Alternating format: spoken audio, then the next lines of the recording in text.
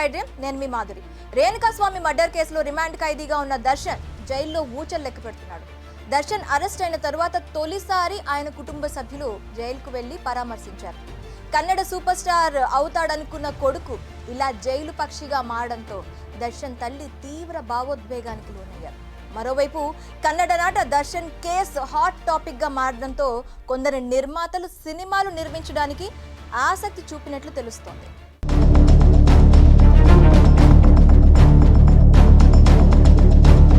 బెంగళూరు నగర శివార్లోని పరప్పన అగ్రహార సెంట్రల్ జైల్లో ఉన్న కన్నడ సూపర్ స్టార్ దర్శన్ ను ఆయన తల్లి, సోదరుడు, భార్య, కుమారుడు పరామర్శించారు.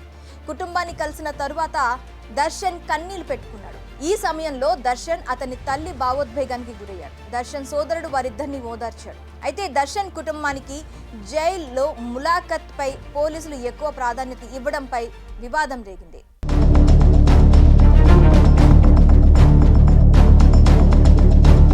తన అభిమాని రేణుకాస్వామి హత్య కేసులో కన్నడ నటుడు దర్శన్ పోలీసులు అరెస్ట్ చేశారు. దర్శన్ తన అభిమానిని హత్య చేయించాడు. జూన్లో నటి పవిత్ర గౌడ్తో పాటు దర్శన్ కూడా అరెస్ట్ అయ్యాడు. చిత్రదుర్గలో ఉండే 33 ఏళ్ల రేణుకాస్వామి హత్య కేసులో దర్శన్, అతని స్నేహితురాలు పవిత్ర గౌడ్తో పాటు మరో 15 మందిని అరెస్ట్ చేశారు పోలీసులు.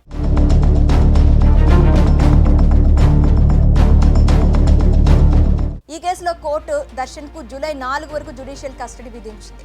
ప్రస్తుతం ఈ కేసులో పోలీసులు విచారణ జరుపుతున్నారు. రేణుకాస్వామి మర్డర్ జరిగినప్పుడే దర్శన్ మేనేజర్ శ్రీధర్ ఆత్మహత్య చేసుకోవడం మరింత సంచలనంగా మారింది. దర్శన్ కు చెందిన బెంగళూరులోని ఫామ్ హౌస్ లోని శ్రీధర్ ఆత్మహత్య చేసుకున్నాడు. దీంతో రంగంలోకి దిగిన పోలీసులు శ్రీధర్ ఆత్మహత్య ఘటనపై కూడా దర్యాప్తు ప్రారంభించారు.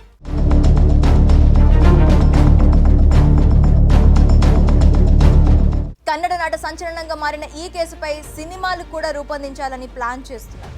ఇకపోతే సెలబ్రిటీలు ఏదైనా ఇష్యూలో ఉండి జైలుకు వెళ్తే వారి జీవిత చరిత్ర ఆసక్తికరంగా ఉంటుంది. పలువురు ఇలాంటి వాటిపై సినిమాలు కూడా తీస్తారు. ఈ క్రమంలోనే దర్శన్ జీవితం, దర్శన్ గతంలో కూడా పలుమార్లు జైలు పాలైన సంగతులు, ఇప్పటి హత్య కేసు కలిపి సినిమాలు తీయాలని కన్నడ నిర్మాతలు ప్లాన్ చేస్తున్నారని సమాచారం.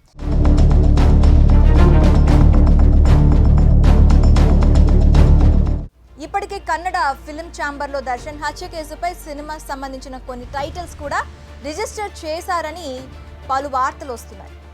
ది గ్యాంగ్, ఖైదీ నంబర్ 6106 లాంటి టైటిల్స్ రిజిస్టర్ చేయాలని పలువురు కోరారట.